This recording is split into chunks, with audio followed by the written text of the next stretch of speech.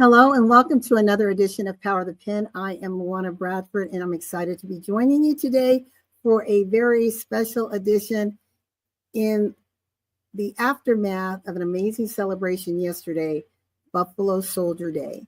And today I am actually live with you. This is Black Wings Over Arizona. Black Wings Over Arizona by retired Colonel Richard Toliver.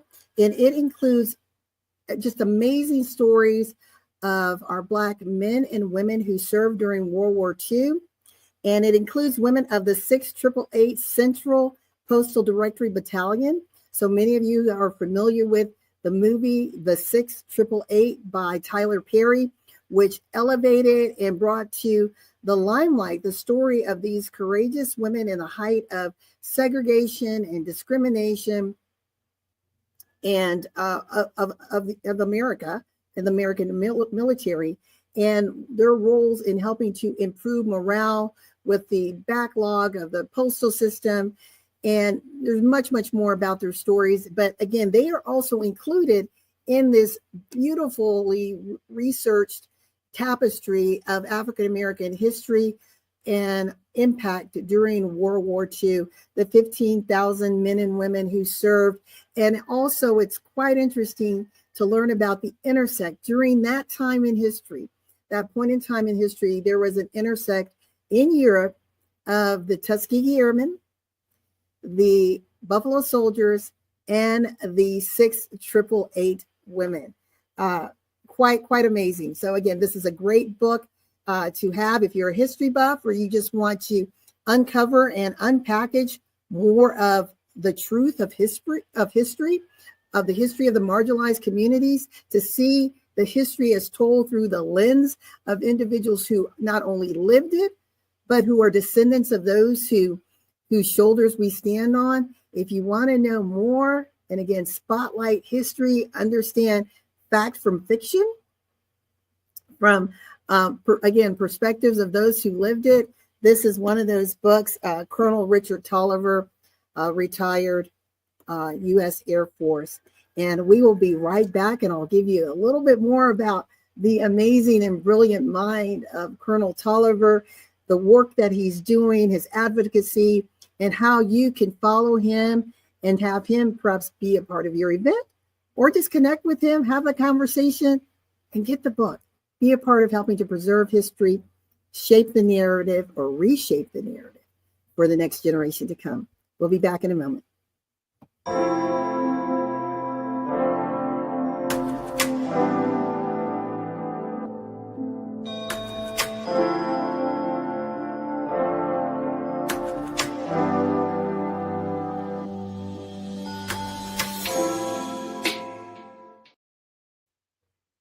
All right, we are back. We are back for this amazing discussion. I am LaWanna Bradford here with Power of the Pen, and we are going to talk about Black Wings Over Arizona, including women of the 6888 Central. Let me get this right. Let me hide this. Got a little typo here, and that's okay because we are live.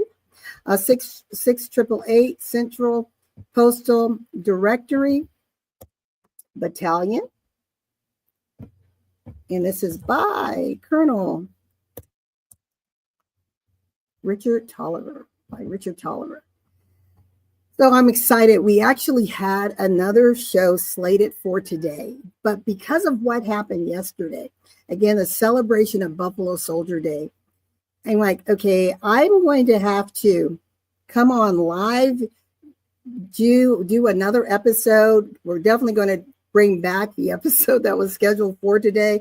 But sometimes it's about having things in real time when they're happening and to celebrate those stories. And I am just, as I'm here talking to you right now, I want to make sure that I notify all of those who might be watching us from other platforms. We're joining you from E360 TV right now, but perhaps you're watching us on Facebook or LinkedIn. So I just want to make sure that you are connected and are able to view this in real time. So just excuse us for one moment so we make sure everything is set, and it looks like it is. And so we will get right into this book. All right. Well, as I mentioned, this book is an amazing anthology and collection of brilliant and beautiful stories of lives we may not have even heard about. And one of the things that you hear me talk about when it comes to our history, we right now are living history. One day someone will tell our stories, hopefully, right? So, but while we're here, my question is, how involved are you in understanding the stories around you, your family stories, translating that so that the next generation can learn and grow and expand from them? It's one thing when we understand and know, maybe I know the name or I know what they did, but do we know the heartbeat and the pulse and the energy behind these individuals and why they did what they did and the impact that they had perhaps in their families, the communities, the nation, and even the world? And that's what this book goes into. Why Arizona? Because Colonel Toliver actually lives in Litchfield Park, Arizona. And he realized that there were a lot of men and women who have served, African-American men and women who've served in World War II, who have roots and ties in Arizona. And he thought, what a wonderful way to weave a collective experience based on a shared platform of Arizona and translate it to the world. And as I mentioned previously, this is the first time in history during World War II in Europe where the Buffalo Soldiers, the Tuskegee Airmen, and the women of the 688 were there at the same time. Pretty remarkable. So I want to tell you something that Colonel Toliver put in this book, and then we'll go over a couple of slides. In fact, let me just bring this up right now as we go into it. So this is the cover of the book, Black Wings Over Arizona, and you can see the historical figures there. He says that this book is in dedication of the heroic contributions of Black men and women in the development, growth, and progress of America. That they have been woven into our soil, the very fabric of this country, since the American Revolution 248 years ago. He says their blood, sweat, and tears have been drenched in the battlefields of every major conflict since then. Thus, the original roots of the Tuskegee Airmen story can rightfully be declared a great part of American history. He talks about a speech by the great Negro statesman and orator Frederick Douglass. And he says that he underscored that truth in the not only the hope of America, but the hope of African Americans as a people. Now, Booker T. Washington, who was the founder of Tuskegee Institute, as well as the Tuskegee Airmen, says this. And he talks about that we are standing on the shoulders of giants who have paved paths that will enable Black people to reach unprecedented heights. And I quote, Black people have plowed, planted, and reaped from the soils of America. We have erected houses, constructed bridges, built ships, and worked in the factories. We are readers, writers, clerks, and secretaries. We are lawyers, doctors, ministers, poets, authors, editors, orators, and teachers. We engage in all manners of business enterprises. We are moving, acting, thinking, planning, living in families as husbands, wives, and children. Above all, we worship the Christian's God, and we look hopefully to life beyond the grave. So this book, again, is speaking to the hope and to the promise that these men and women fought for, bled for, in some cases died for. And I thought that in this book, it celebrates the patriotism. It celebrates us as Americans. It celebrates the roles that men and women play in the shaping of our families, in the shaping of our communities, the nation, and the world.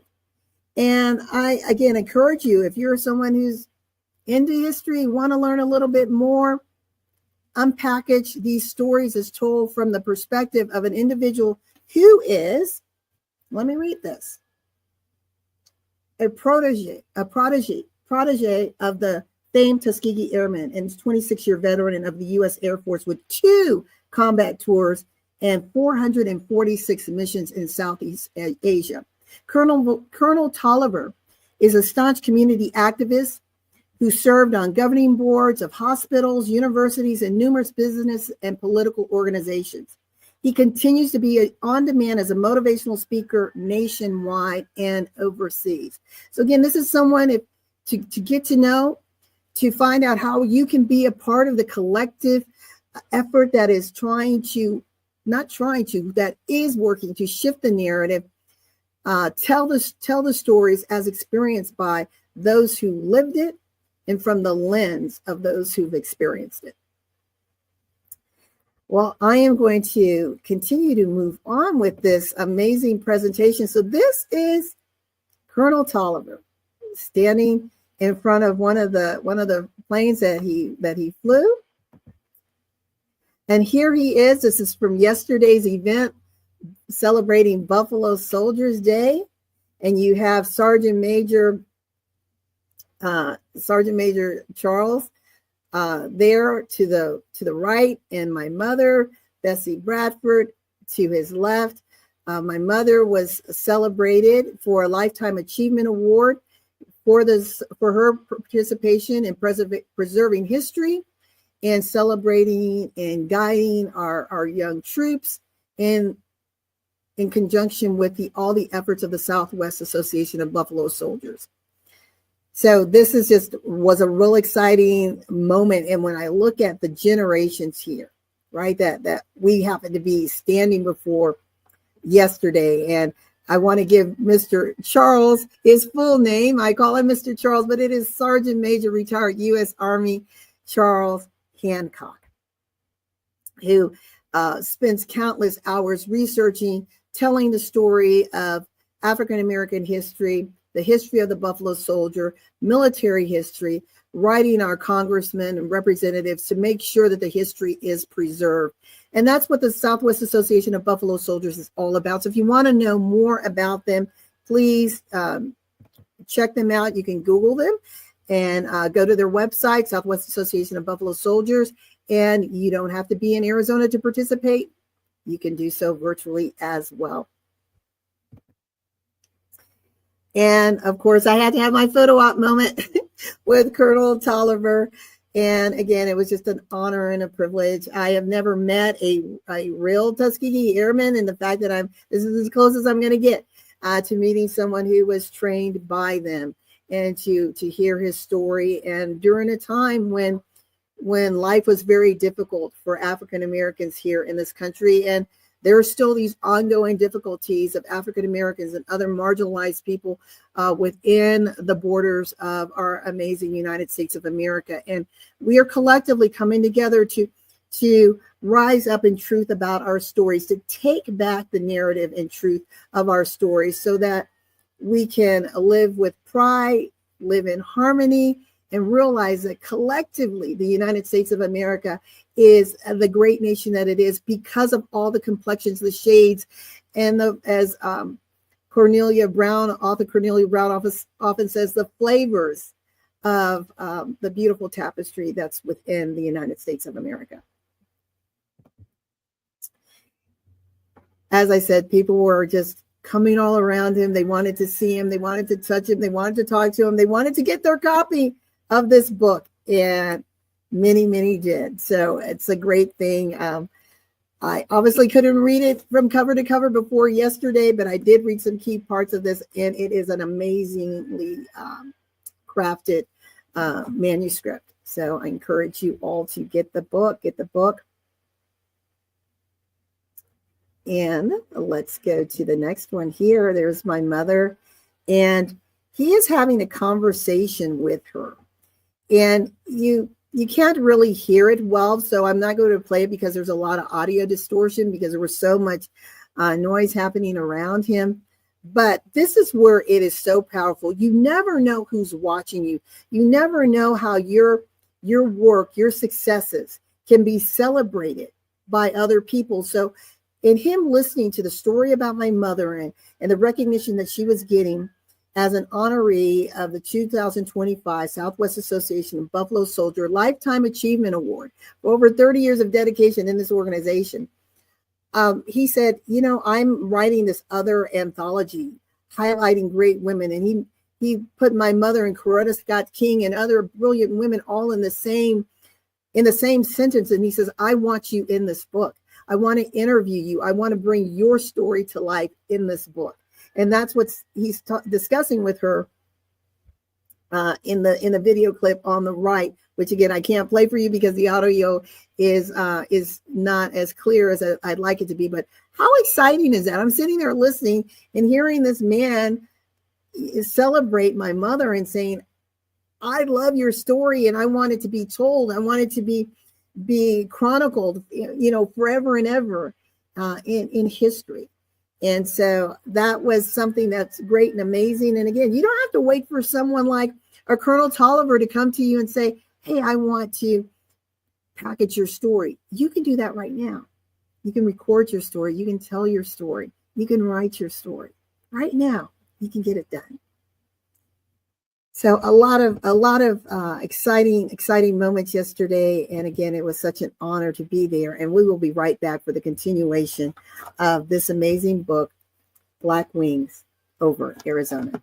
Just a moment.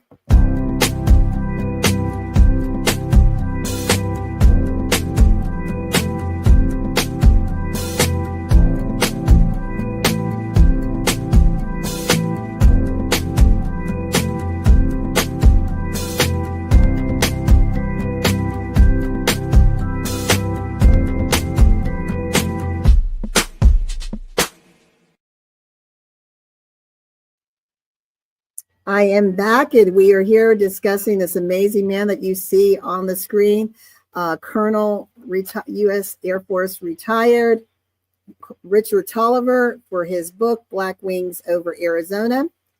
And again, celebrating the history of African Americans and their experience. And before we go into this, I want to show you my book that was debuted publicly at the end of yesterday. From the segregated military to modern movements for justice, this book uplifts the stories often left in the margins. With a rare blend of poetic grace and historical insight, Bradford moves beyond retelling American ideals. She reimagines them through the lived lens of those too often pushed to the margins. Black women who carried burdens and dreams, indigenous ancestors whose sacred truths still echo, immigrant allies who stood shoulder to shoulder in faith and sacrifice, and unsung patriots who, despite betrayal, still believed in the promise of America.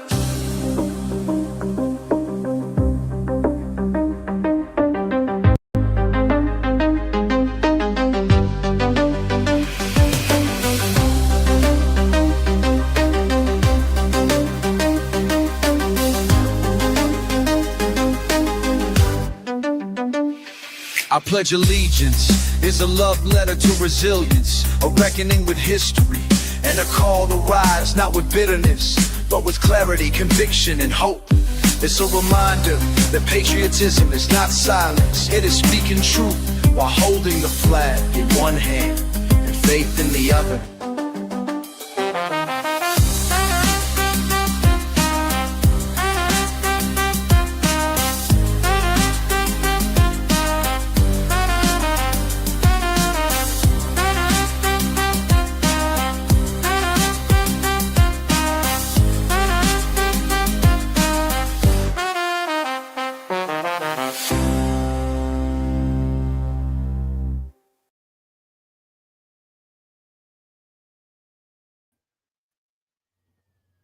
All right, you can get a copy of my book, I Pledge Allegiance, available on Amazon, both Kindle as well as paperback.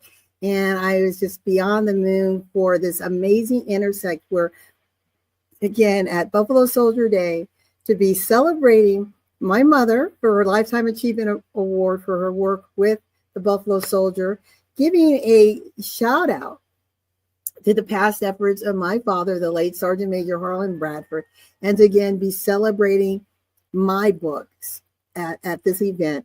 And all proceeds of this book, forever and ever, will be donated to the Southwest Association of Buffalo Soldiers and their celebration of African American history, U.S. military history, the history of the Buffalo Soldiers, and the history of the United States.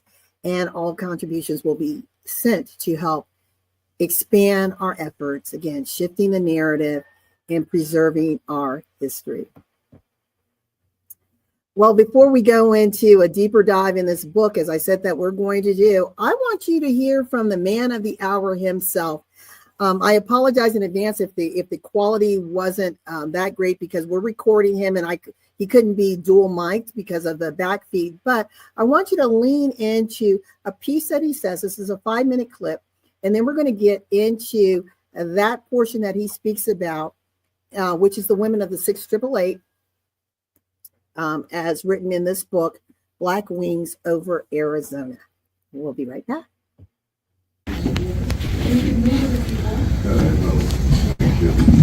Thank you so much, Ms. Warren. There's so many people, so many achievers here today that I hardly feel worthy to come behind you.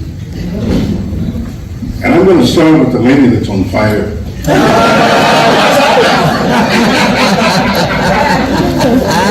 I wanted to get up and dance with you, but I thought that might be inappropriate. But I think you represent all that has been said here today. The men and women that make up our history. And I'm going to do this. I think I can do this. And I want to get a little closer. I like to get a little closer to people I talk to. And I want to be able to talk to what you want to see. But let me say this. This is a God-made place. Fort Huachuca, the history of the Buffalo Soldiers, the history of the Tuskegee Airmen, and the history of 855 black women who were sent overseas in 1945 to help unscramble the mill. When my wife Peggy and I drove down, and I've been here a few times, every time I come to Fort Huachuca, I'm filled with the history of those who went before me, and they paved the road.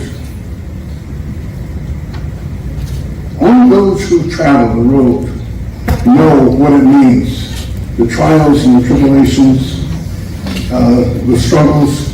And by the way, everybody has had some of those. There's not a person in here that has not had a challenge in life. And if you're like me, you've grown to be able to say, I'm thankful for the blood and sweat and tears that I shed. I'm thankful that I had some dark days. I'm thankful that I learned how to overcome adversity. I'm thankful for the tears I shed, the battles I fought, the missions I flew. Because whatever I was to be, I was becoming during that time. And sometimes I would say to those who led the way, why didn't you make my road a lot smoother? And it's a tolerable stop whining. We wanted you to have an opportunity to have some character built. So we left a few rocks for you. We left a few ditches for you. And we probably left some things that we didn't have to deal with, but we knew that you were going to come along and you were going to need that experience. So when I stand before you today, in honor of these great American patriots, I have spent time over the past few weeks revealing the history that I already knew, but renewing or making anew my appreciation of what these men did and the women. So I'm going to take you on a journey focusing on the Buffalo Soldiers, the Tuskegee Airmen, and the women of the 688. I don't know if you all knew that okay, thank you. I don't know if you all knew that all three of these groups of people were serving in Europe at the same time. I don't know if you knew that the 855 black women were unscrambling the mail in England and in France. At the same time, the Buffalo Soldiers were coming up the peninsula of Italy. You're going to see one or two of the names here. Some of them gave their lives, Buffalo Soldiers, to help win the war. And the Tuskegee Airmen happened to be flying out of Italy at the same time. So you have these three groups of Americans, great patriots, serving our nation to make us free by putting down the imperialism of the Nazis in Europe at the same time. That was amazing to hear, as I mentioned earlier, that these three, the Buffalo Soldiers, the Tuskegee Airmen, and the 855 women of the 6888 were all in Europe at the same time. That they were like the perfect storm to help support the war effort, to help secure freedom during World War II. I want to just sit in on the story about the 6888, and we will get into that in just a moment, because I want to talk to you about Lieutenant Colonel Charity Adams Earley, who was over that battalion. And the movie, for those of you who watched 6888 by Tyler Perry, and the role of Lieutenant Earley was played by Kerry Washington. It gave you some insight about the work that she did, but I don't recall it going into the deep detail of who she was and all that she had accomplished before that point in history. And that's what I want to sit in on this book for a moment, because again, we can tell pieces of the story, but when we're able to pull different breadcrumbs together and see it in whole, it gives us a whole different perspective and respect for the individuals who we call the giants, right? Whose shoulders we stand on. We'll be back in just a moment, and we'll talk about Lieutenant Colonel Charity Earley from the book Black Wings Over Arizona by Colonel Richard Toliver. Power of the Pen with LaWanna Bradford, expanding the impact and influence of authors from around the world. If you want to change the world, pick up your pen and write, said Dr. Martin Luther King Jr. Books are uniquely portable magic. Power of the Pen spotlights authors from around the world. Listen as authors share messages that educate, motivate, inspire, and entertain. Join us each Sunday at 2 p.m. Eastern on e360tv.com.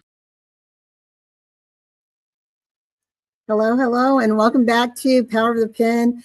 I'm LaWanna Bradford, and thank you so much for joining us for this special live edition of Power of the Pen. We are coming on the heels of celebrating Buffalo Soldier Day yesterday. I had the opportunity to actually meet the author of the book that we were featuring, Black Wings Over Arizona, Colonel Richard Toliver, and I just thought, let's keep this thing in as real time as possible. Let's bring the show to the forefront, talk about this book, help you understand the greater narrative and scope and impact that African Americans had within the war effort and continue to have in the shaping and building of this great nation, the United States of America. Again, celebrating the lives of the Tuskegee Airmen, the Buffalo Soldier, and the women of the 6888. And I am going to read to you a portion about Charity Adams, Lieutenant Colonel Charity Adams Earley of the 6888. As I said, the movie by Tyler Perry began with her life in the military, right? It doesn't go into a lot of her backstory, but I want to talk to you about this. It says, Charity Adams, she was the oldest of 4 children, and she was born in 1918 in Cottrell, North Carolina, and grew up in Columbia, South Carolina. Both her parents believed strongly in education, and they believed that it was the path that Black people could overcome the crippling obstacles of racial segregation. And within the African American communities, education is something that is very important, is celebrated as the way to open up other pathways of opportunity. Charity's father was a college graduate and an African Methodist Episcopal minister and her mother was a school teacher. So when you think back in the time that she was born, look at the lanes that her parents were in, the intersect. And we are a sum of our lived experiences, our primary and secondary socialization from our parents or the environment that we're in. And from that, we can shape and shift our lives into whatever it is we choose to be, in spite of limitations, in spite of restrictions. Does it mean that the path is not going to be difficult, that we may not navigate landmines? No, that's not what it's saying. But sometimes, and this is one of the things that Colonel Toliver spoke about in that little clip that I played earlier, is the challenges and the hardships that you go through. And when the future generations are able to look back and see what you did, and see the barriers, see the fact that you were able to take the chaos and create opportunity, that you were able to translate those stumbling blocks into stepping stones, that gives hope, that gives courage, that infuels that passion and that fire to keep pressing forward. So she graduated from Booker T High School as a valedictorian in 1934. And it's interesting, I was thinking, wow, 1934, in the heart of the Depression, and my father was only 4 years old and my mother was not yet born. Mom came 2 years after that. She finished Wilberforce University in Ohio in 1938 with a major in math and physics. Charity returned to Columbia, where she taught mathematics at the local high school. In the meantime, she studied part-time for her Master's of Science in Psychology at Ohio State University, and she graduated with that honor in 1946. So I think it's just really important for you to look at not only the foundation that had been set for her by her parents and the encouragement that they gave her, right? But she herself had this level of discipline and commitment to becoming. And we all each have that within ourselves. We can choose to commit to our dreams and our visions and do the work to move us closer, or we can choose to sit on the sideline and complain about what's not happening or life isn't fair, and focus on the challenges and the struggles rather than saying, okay, what are the opportunities? How might I be able to rise up in spite of? What can I create for myself in this space and time? And that's what she did. Adams enlisted in the U.S. Army's Women Army Auxiliary Corps, WAC, in July 1942. So remember, we were talking about the segregated army. My father joined in 1948, and the military was still segregated and became desegregated later that year by Harry S. Truman through writing into law about the desegregation of the military. But my father was explaining to me the ramifications of that effort was not fully felt until about 4 years later. So she joined when it was still segregated. So she was placed in a company with fellow female Black officers stationed at Fort Des Moines, Iowa. And we saw that in the film. And I really, as I was reading this and thinking about on the movie, it stayed very true to the storyline of her life, of Colonel Charity Adams Earley's life.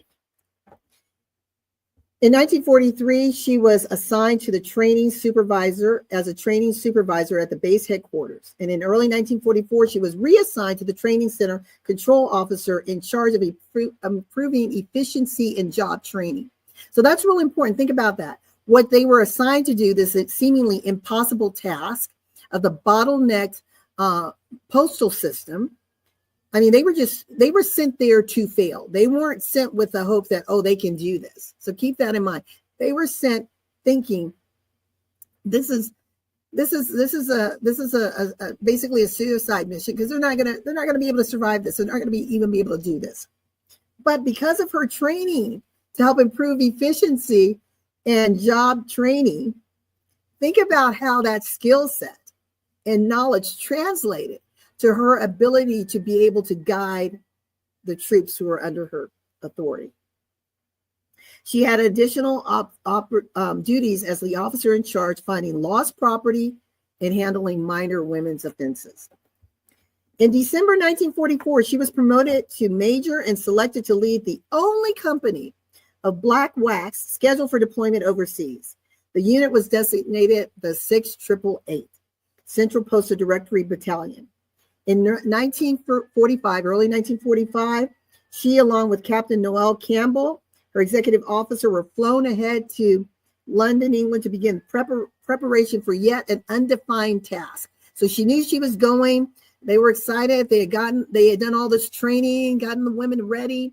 And then they're wondering, well, what am I going to do? So over 850 Black officers and enlisted women were expected to arrive in 1945, and they did. They arrived in Glasgow, Scotland on February 12, 1945, and transported to Birmingham, England on February 15th. Then it was there that she was informed by the senior executive of the theater commanders that the battalion would be expected to stand for inspection and march and review upon arrival. So think about this long, long journey. You get there and you're expected to stand for inspection and then march all the way in. And the movie captured that.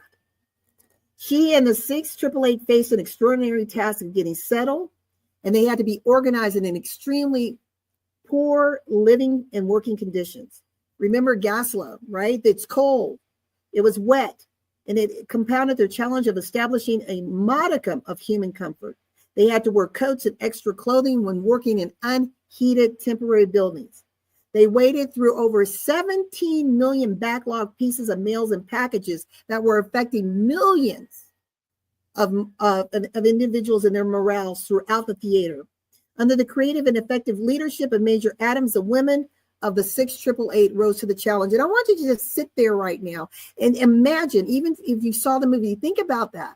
Think about the conditions that you're in. You're away from home. You're in a foreign environment. You have the most deplorable living conditions imaginable. You're cold, and you're having to rise up every day and do this seemingly impossible task. But yet you're under leadership that saw the hope and the possibility in the women who she was responsible for, saw the hope and possibility in that we can overcome this challenge. We can meet this mission. We will exceed this mission. We're not going to say we can't. We're going to find a way to do. We're going to find a way to say, yes, we can. And these stories, as written by and retold by Colonel Richard Toliver in Black Wings over Arizona, are stories of inspiration and hope and encouragement for all of us. No matter what your shade or complexion or background is, we can find hope and inspiration in understanding how people overcame, how people pressed through despite the obstacles, despite the landmines that were placed in their paths. They found a way to navigate around them. So it says, despite the unnecessary and sometimes troublesome interference of white superior officers, and the movie touched on to that, where they were trying to trip them up. You know, they were showing a little bit of momentum, a little bit of success. It's like, we can't have that because you weren't sent here to succeed. Remember that.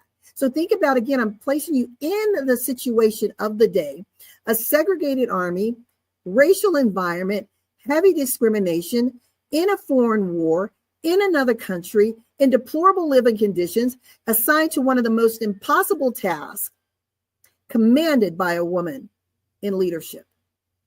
The only Black woman battalion in the theater, and they rose to the challenge. The women worked 24 hours a day, 7 days a week, and 3 shifts, processing and delivering the mail. Their creativity, dedication, and Herculean efforts in handling 65,000 pieces of mail per shift. 65,000 pieces of mail per shift. So you think about today, our modern mail system, right? And having all the technology to help sort the mail, read the codes, and send it to the respective areas. They didn't have that. And the movie really captured the challenge. How were they able to place the pieces of mail in the right slots to get to the right people? How did they do that? But they did. It resulted in an immediate improvement in the morale of the troops fighting in Europe. They expected 6 months task, because they were given 6 months to do the impossible. They completed it in 3 months. 3 months. Think about it. Think about today, you in the workplace, whatever odds you're facing, and you're complaining because the system isn't working fast enough, meaning your technology system, your computer system, whatever it is, isn't working fast enough. Imagine if all of that was stripped away. What level of resilience would you have? What level of innovation would you be able to put in place to still complete the task? Right? To still complete the task, because our systems today are built upon proven processes of the past. Again, systems today are built upon proven processes. So as I said, the expected 6-month task was concluded in 3 months. Moreover, Major Adams managed to keep the morale of the battalion high by providing homegrown beauty and recreation facilities for the women. And remember, you saw that in the movie where they're getting their hair done. They're able to work out and feel good about themselves. And the white officers are like, what is this stuff? We don't like this stuff here. But sometimes when we're in leadership, when we're in authority, when we're working with individuals and helping to guide them and creating engagement and improving morale, we have to do some extra things to improve morale, to show I see you, I hear you, I appreciate you. And if this little piece of feeling good about yourself, this little tiny moment of beautification can help you wake up the next day and be a part of the 65,000 per shift piecemeal distribution, then isn't it worth it? Isn't it worth it?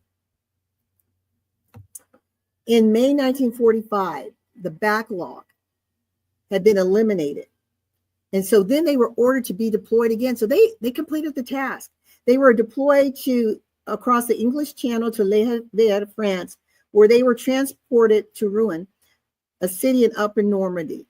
And this time, the male backlog that they had to deal with was 3 years. 3 years of efforting. That's how backlogged it was.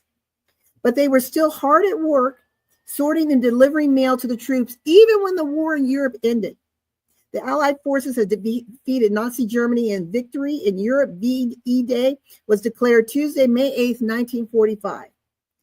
Nevertheless, the 688 remained in Rouen, clearing the mail logjam in France until October 1945.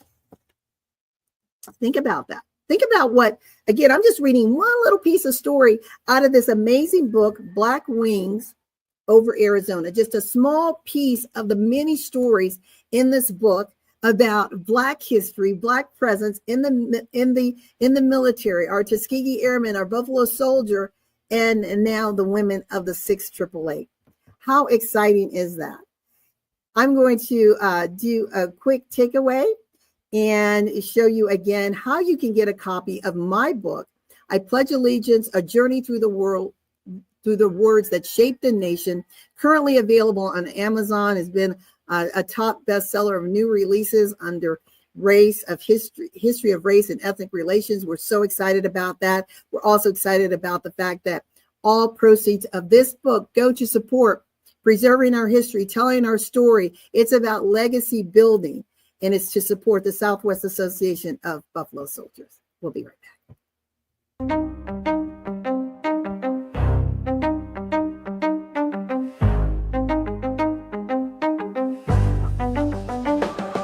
From the segregated military to modern movements for justice, this book uplifts the stories often left in the margins. With a rare blend of poetic grace and historical insight, Bradford moves beyond retelling American ideals. She reimagines them through the lived lens of those too often pushed to the margins. Black women who carried burdens and dreams, indigenous ancestors whose sacred truths still echo, immigrant allies who stood shoulder to shoulder in faith and sacrifice, and unsung patriots who, despite betrayal, still believed in the promise of America.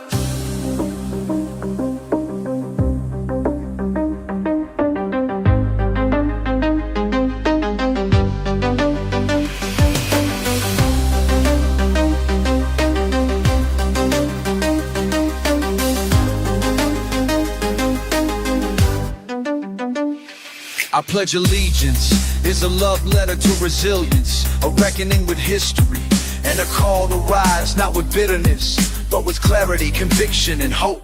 It's a reminder that patriotism is not silence, it is speaking truth while holding the flag in one hand and faith in the other.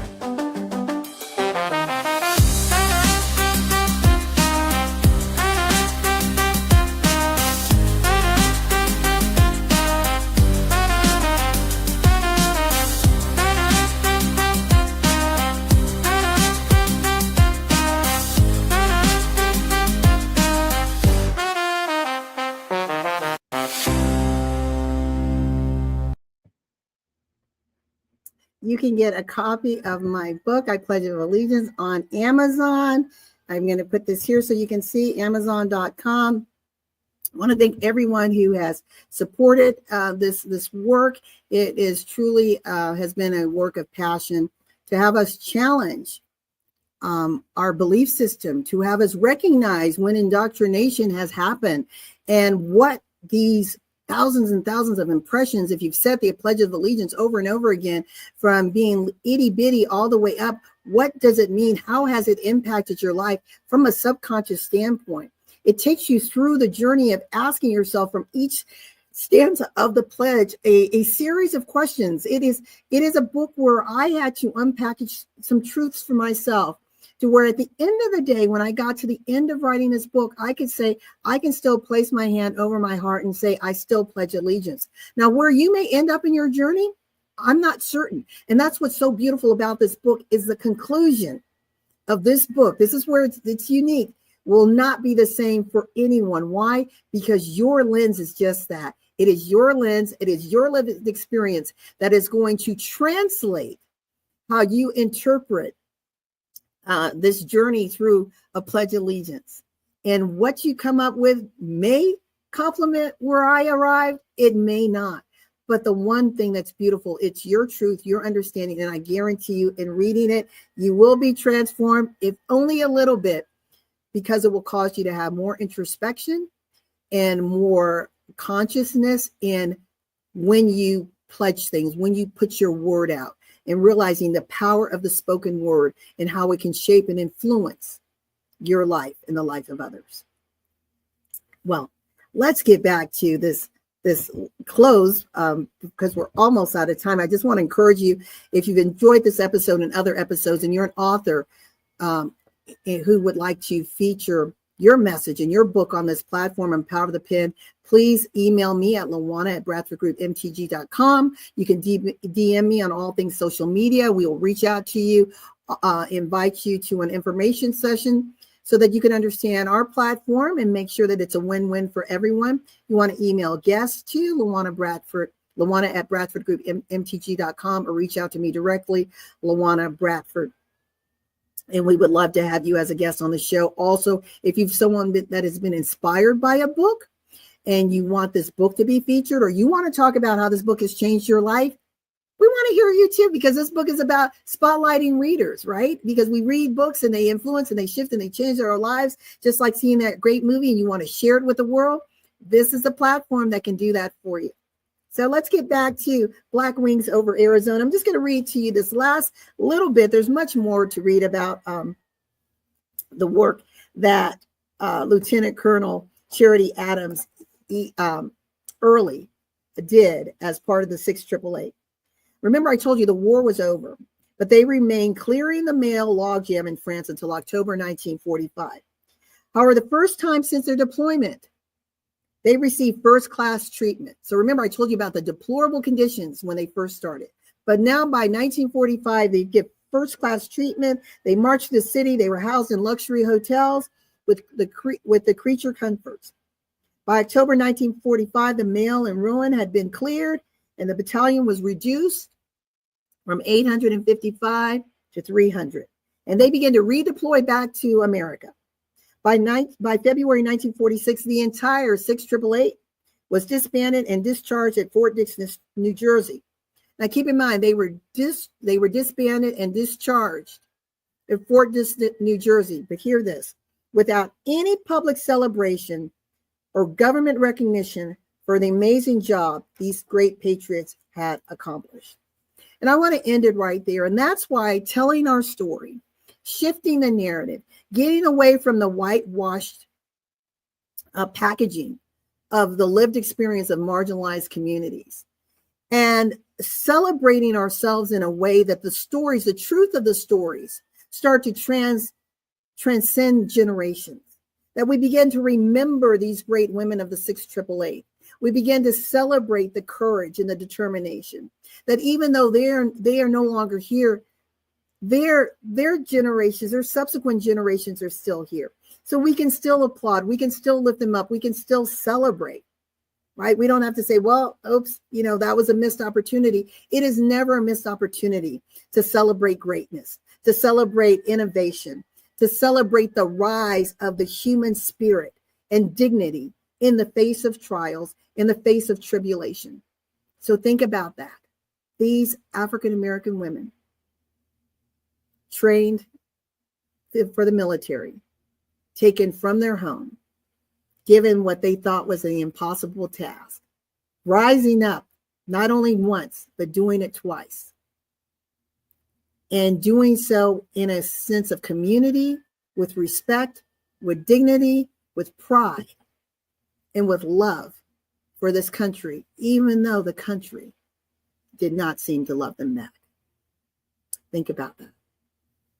So with that, we're going to sign off. I encourage you to get the book here. I'm going to put it up here for you to see it one more time. Black Wings Over Arizona, including women of the 688 Central Postal Directory. Again, there's numerous stories in here. It's a great read by Colonel Richard Toliver. And if you want to be a guest on the Power of the Pen, please reach out. We'd love to have you. Love to have you a part of this platform to hear your perspective, your message, your book, or spotlight that book that has inspired you as a reader. And with that, we want to say thank you so much for joining us for a special live edition of Power of the Pen in celebration of Buffalo Soldier Day and celebrating the amazing Tuskegee Airmen protégé,